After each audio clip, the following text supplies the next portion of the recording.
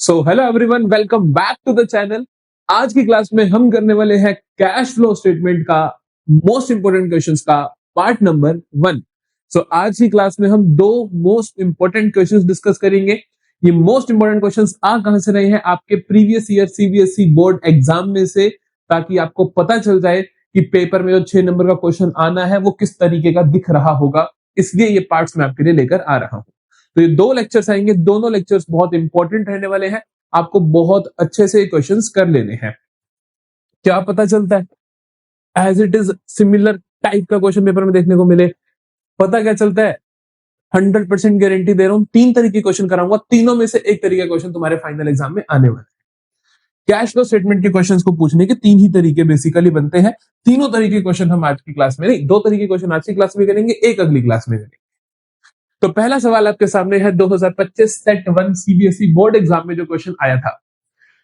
Question ने आपसे 2 चीजें पूछी है। यहाँ पर एक क्वेश्चन ने आपसे पूछा कैलकुलेट द या from the following information calculate cash flow from investing activities, और बी पार्ट है from the following information calculate cash flow from financing activities. उसने 2 डिफरेंट अलग अलग पार्ट्स करके आपको क्वेश्चन दे दिया। यहां से इन्वेस्टिंग एक्टिविटीज निकाल कैश फ्लो निकालना है, यहां से फाइनेंसिंग का निकालना है। क्वेश्चन को करना कैसे है देखो, अटेम्प्ट करना भी सीखना है आपने। पार्ट ए, पार्ट बी हम बाद में करेंगे। पार्ट ए में क्वेश्चन ने बोला कि आप cash flow from investing activities निकाल के दिखाओ। हम एक बार क्वेश्चन को थोड़ा सा रीड आउट करेंगे कि क्वेश्चन ने पूछा क्या है, क्वेश्चन ने दे क्या रखा है।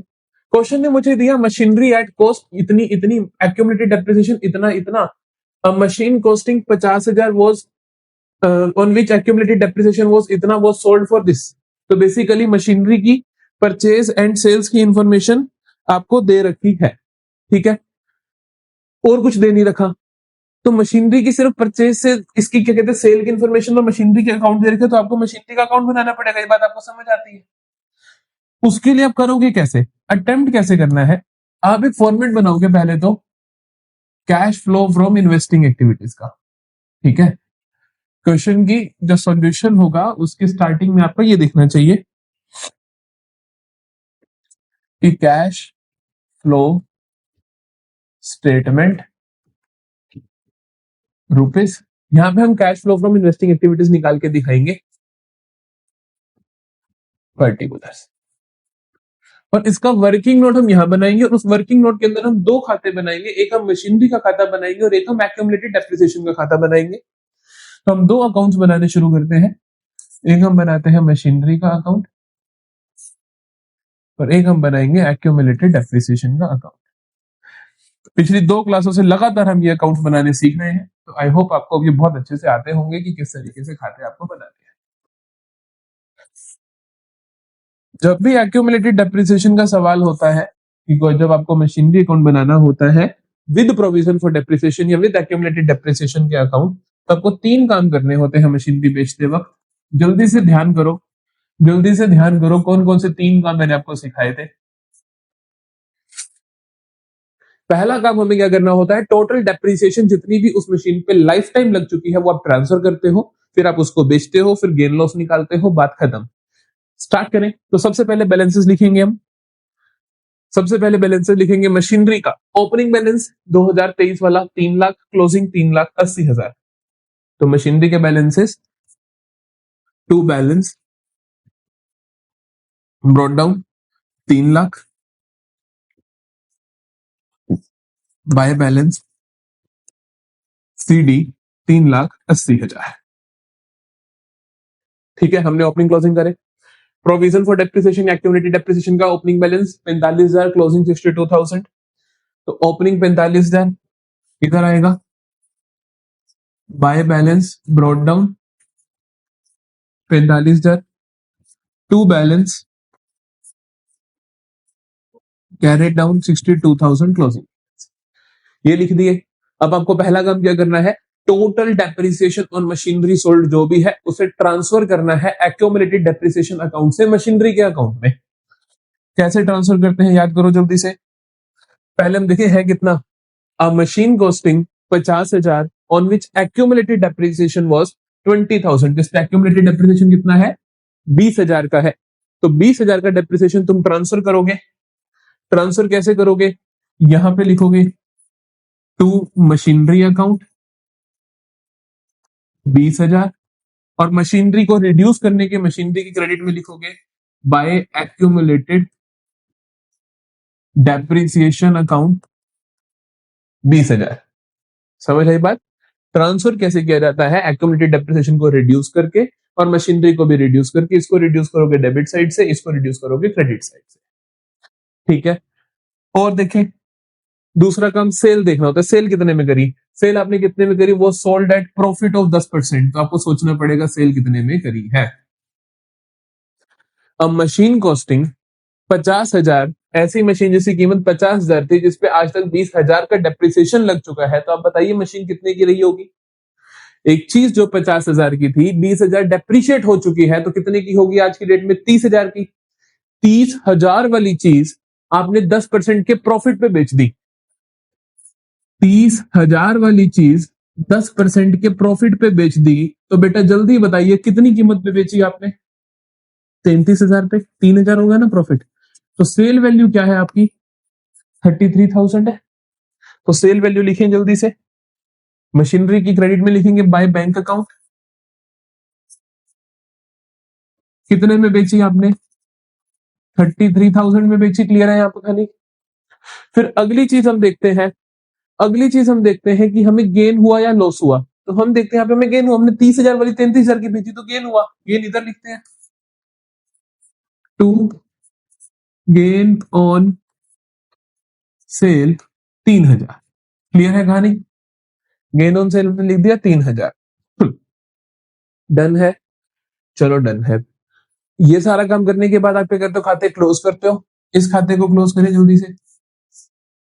380 और 20, 4,00,000, 4,30,000, 4,33,000,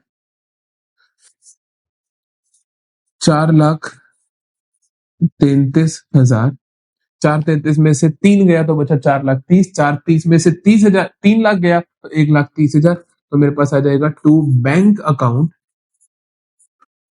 1,30,000। This is my balancing figure और this is my purchase of machine, कि मैंने इतने की मशीनरी क्या करी है बेटा? परचेज करी है। ठीक है, तो बेसिकली, और इसको भी क्लोज करें, इसको भी क्लोज करेंगे तो क्या आ जाएगा? 82,000। 82,000, और ये आ जाएगा bye depreciation account. Accumulated depreciation account का जो बैलेंसिंग फिगर होता है उसका नाम क्या होता है? डेप्रिसिएशन होता है। कितना आएगा मेरे पास? 82 में से गया तो 37,000। ठीक है, इस तरीके से आपको खाते क्लोज करने हैं। खाते बनाने जरूर है। कुछ बच्चे सोचते हैं कि बिना खाते बनाए काम चल जाएगा, नहीं चलेगा। वर्किंग नोट में एग्जामिनर आपसे एक्सपेक्ट करता है कि आप खाते बनाकर आओ। ठीक है, ये खाते बना दिए। अब इसमें से इन्वेस्टिंग एक्टिविटीज की काम की जो जो चीजें हैं वो सारी हम लिख देंगे। ढूंढे, देखो इन्वेस्टिंग एक्टिविटी में आता है मशीनरी का खरीदना बेचना, ये है सेल ऑफ मशीन, और ये है भाई परचेज ऑफ मशीन। बस ये दो चीजें ही आएंगी, बात खत्म। तो आप लिखोगे purchase of machine, purchase of machinery. कितने की खरीदी बेटा आपने? 1,30,000 की। 1,30,000 की अगर खरीदी है तो क्या होगा? माइनस। ठीक है, ये क्या है? सेल ऑफ मशीनरी, या कहोगे कि proceed from sale of machinery, आप जैसे मर्जी लिखो। सेल ऑफ मशीनरी कितनी है राजा? 23,000 है। ठीक है, ये कैश इनफ्लो है तो पॉजिटिव लिखा। ये आ गया आपके पास कितना? 1,30,000 माइनस 33,97,000। नेगेटिव बैलेंस आया तो ये क्या है आपका? Cash, net cash used in investing activities. Clear हुई बेटा कहानी? किस तरीके से हमने क्वेश्चन करा? ये आपके 3 मार्क्स है। ठीक है, एक अकाउंट बनाना और उसके अंदर से इन्वेस्टिंग एक्टिविटी के आइटम्स निकाल के लिख देना, हो जाएगा। चलो बी पार्ट देखें क्वेश्चन का हमारे क्या है। बी पार्ट देखें क्या है। बी पार्ट में क्वेश्चन ने मेरे को बोला है आप निकाल के दिखाइए from the following information calculate cash flow from financing activities. मुझे फाइनेंसिंग एक्टिविटीज निकाल कर दिखानी। चलो अब देखते हैं आराम से। क्या हम इस पेज को ऊपर कर सकते हैं? नहीं कर सकते। चलो ठीक है। Cash flow from financing activities निकालना है। आराम से चीजों को देखते हैं। पहले एडिशनल इन्फॉर्मेशन को रीड करेंगे। कहते हैं interest paid on debentures amounting to 40,000। 40,000 का आपने इंटरेस्ट दिया है डिबेंचर्स पे, ठीक है, कोई बात नहीं। इंटरेस्ट पेड होता क्या है फाइनेंसिंग एक्टिविटीज के लिए? माइनस कैश आउटफ्लो होता है।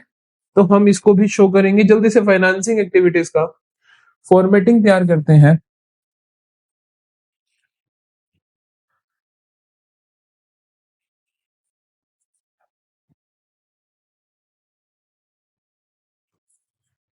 Cash flow from financing activities rupees, ठीक है। पहली चीज हमने कहा इंटरेस्ट पेड ऑन डिवेंचर्स, आप लिख दो इंटरेस्ट पेड ऑन डिवेंचर्स। कितना है आपके पास? 40,000। 40,000 लिख दो। जब कैश आउटफ्लो है तो माइनस कर दो। क्लियर है कहानी? चलो जी, और क्या दिया क्वेश्चन ने मुझे? इक्विटी शेयर कैपिटल साल के शुरुआत में थी 8 लाख की, साल के एंड में है 12 लाख की। तो इसका मतलब तुमने क्या किया होगा? इशू किए होंगे शेयर्स। तो आपने यहां पर किया है शेयर्स इशू करे हैं कितने के? 4 लाख के, ठीक है। डिबेंचर्स देखें 11% डिबेंचर्स। डिवेंचर्स के बारे में इंफॉर्मेशन क्या? साल की शुरुआत में 10% से 11, पता नहीं क्यों लिखा हुआ है। 4 लाख और एंड में है 3 लाख। इसका मतलब आपने 1 लाख की रीपेमेंट कर दी होगी, तो माइनस हो गया होगा 1 लाख रीपे कर दिया होगा। सिक्योरिटी प्रीमियम साल की शुरुआत में 1 लाख का था, अब एक 40 का है। इसका मतलब इशू एट प्रीमियम हुआ है और उससे आपको 40,000 मिले हैं। नहीं समझे मेरी बात? सिक्योरिटी प्रीमियम का बैलेंस बढ़ गया, इसका मतलब क्या है कि इशू कैसे हुआ? प्रीमियम पे हुआ है। पहले 1 लाख था प्रीमियम, 1,40,000 हो गया है, तो 40,000 प्रीमियम भी रिसीव हुआ है। तो जल्दी से लिखते हैं तीनों चीजों को। जब भी आपको परसेंटेज देखिए, आपको दिमाग लगाना है कि ब्याज नाम की कोई चीज होनी चाहिए। और अगर तुम एडजस्टमेंट से पहले ही लिख चुके हो तो फिर नहीं सोचना। यहाँ पे तो उन्होंने दे दिया तो आपको नहीं सोचना। ना दिया होता तो फिर आप सोचते कि 4 लाख पे 40,000 ब्याज रिसीव होना, सॉरी ब्याज पे करना है, ठीक है। चलो अब जल्दी से देखें। जल्दी से देखें क्या क्या है। तो शेयर्स इशू करे 4 लाख और 40,000 आया इस पे हमें प्रीमियम। तो हम कहेंगे कि issue of equity shares 4 lakh plus premium 40,000 का। टोटल कितना आया बेटा मेरे पास? 4,40,000, ठीक है। डिबेंचर्स को रिडीम करा है, मैं कहूंगा रिडम्पशन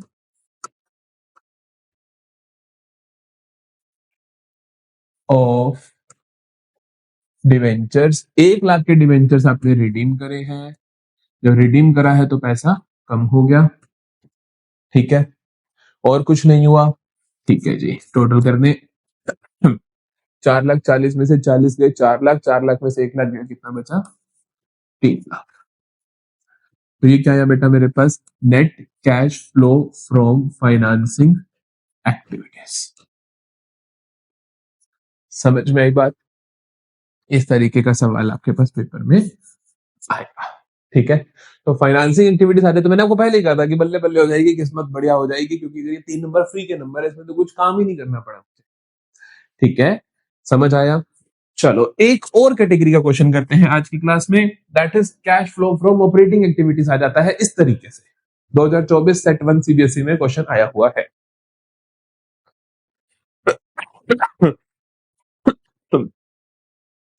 चलो देखो, ऑपरेटिंग एक्टिविटीज का कैश फ्लो निकालना है। सारी आइटम्स लिस्ट करके दी गई है। एक और इसकी वेरिएशन आती है जिसमें क्या होता है, आपको ना पूरा बैलेंस शीट दिया होता है और उसमें से ढूंढना होता है। अगली क्लास में वही सवाल करेंगे। अब वाले क्वेश्चन में आपको करना क्या है? आपको हर चीज को लिखने की आपने कहां कहां जाना चाहिए और क्वेश्चन करना।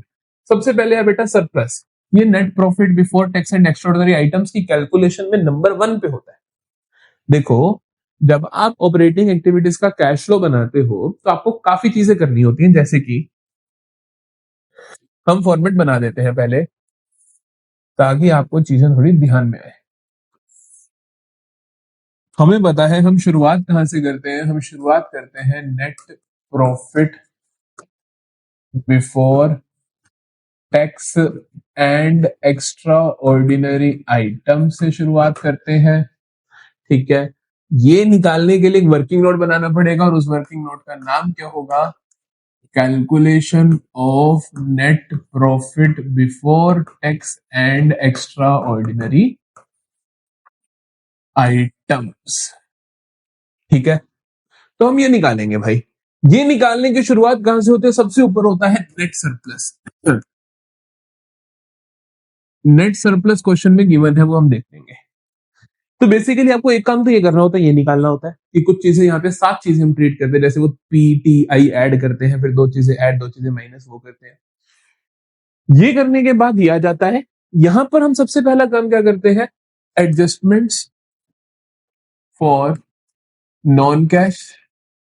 प्लीज ध्यान से फॉर्मूट बनाना, एज इट इज पेपर में ऐसे ही करना है। एंड नॉन ऑपरेटिंग आइटम्स, इनकी एडजस्टमेंट्स में लिखते हैं हम A B C D I L, कुछ चीजें ऐड करते हैं, कुछ माइनस करते हैं। वो सब कर करा के मेरे पास क्या आ जाता है? Cash operating profit before working capital changes. फिर वर्किंग कैपिटल चेंजेस वाली आइटम्स को ट्रीट करते हैं। फिर हमारे पास आ जाता है कैश फ्लो फ्रॉम ऑपरेशंस। फिर हम लास्ट में कुछ चीजें प्लस माइनस करनी होती है, वो करते हैं। और फिर आ जाता है हमारे पास net cash flow from operating activities. पूरा का पूरा ये सिनेरियो रहता है। ठीक है, तो इसीलिए मैंने इसको अभी हमने शुरुआत करेंगे, हम आराम से हर चीज के आगे लिखेंगे कौन सी चीज कहां जानी है, फिर हम उसको पुट आउट करना शुरू करेंगे। सरप्लस कहां जाना है? प्रॉफिट्स में सबसे पहले लिखना है। प्रॉफिट्स की कैलकुलेशन में बस इसका आगे पी लिख दो। प्रोविजन फॉर टैक्स कहां जाता है? Provision for tax created during the year, provision for tax current year. आप नेट प्रॉफिट निकालते वक्त ऐड करते हो, पी प्लस लिख दो। Propose dividend previous year, net profit निकालते हुए ऐड करते हो, प्लस लिख दो। डेप्रिसिएशन एडजस्टमेंट्स में ऐड होती है, A B C D I L में डी से डेप्रिसिएशन वहां पे जाके ऐड होती है, तो इसको आप वहां ऐड करोगे, एडजस्टमेंट्स में ऐड करोगे। Loss on sale of machinery आप क्या करोगे बेटा? Loss on sale A B C D I L, L से लॉस होता है, वहां पे एडजस्टमेंट में जाकर ऐड करोगे। Gain on sale of investment क्या करते हो आप? एडजस्टमेंट में से माइनस करते हो, माइनस करोगे।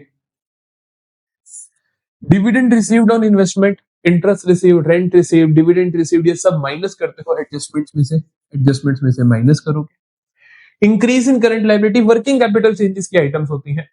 करंट लायबिलिटी बढ़ती है तो ऐड, कम होती है तो माइनस, बढ़ रही है तो ऐड होगी, वर्किंग कैपिटल चेंजेस में add. Increase in current asset minus होता है तो वर्किंग कैपिटल चेंजेस में minus. Decrease in current liability भी माइनस होता है तो वर्किंग कैपिटल चेंजेस में minus. Income tax paid, income tax paid कहां पर आता है? ध्यान रखना है आपको कि income tax paid year and में माइनस होता है, ईयर एंड का सॉरी लास्ट में माइनस होता है। ऑपरेटिंग एक्टिविटी के लास्ट में जब आप करते हो तो वहां पे आप इसको माइनस कर देते हो, तो लास्ट में आप इसको माइनस कर दोगे। बस इस तरीके से हमने हर चीज को लिख लिया सॉर्ट आउट करके। अब हम इसको पुट कर देते हैं अपने फॉर्मेट में। ठीक है, लिखे सारा कुछ हमने। सरप्लस लिखा, सरप्लस हमारा 6,28,000 दे रखा है क्वेश्चन में।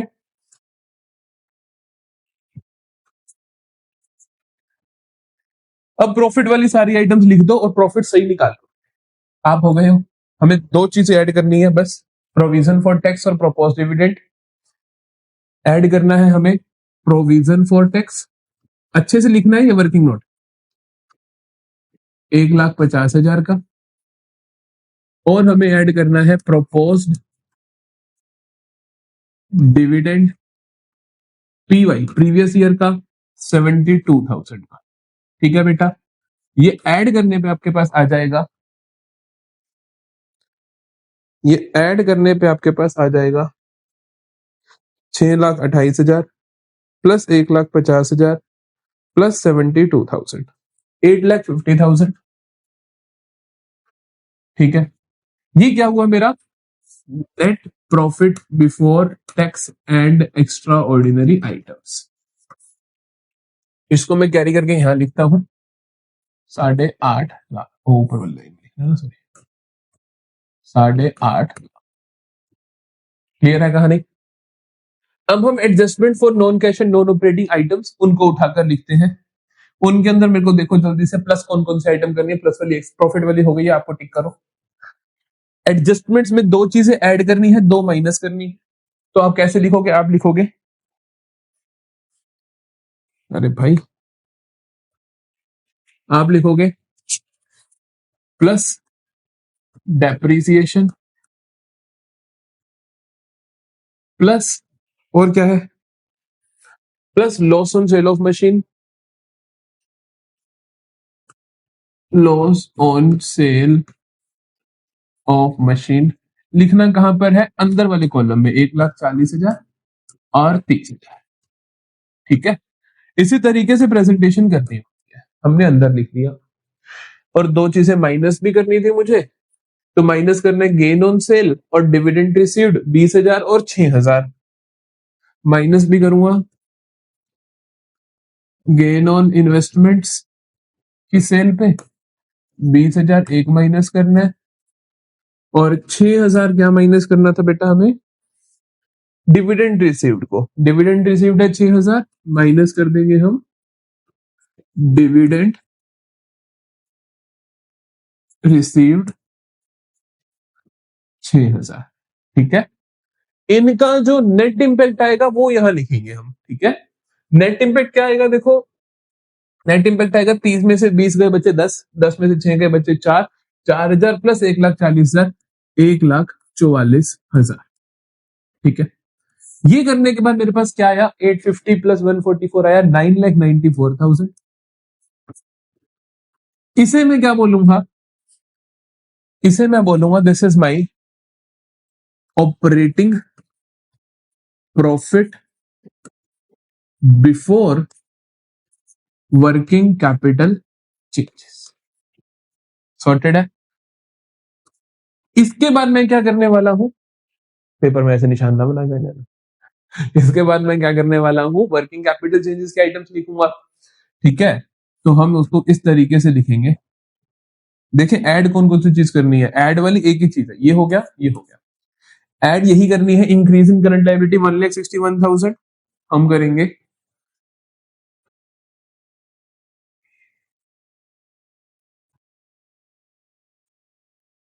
क्या हो गया?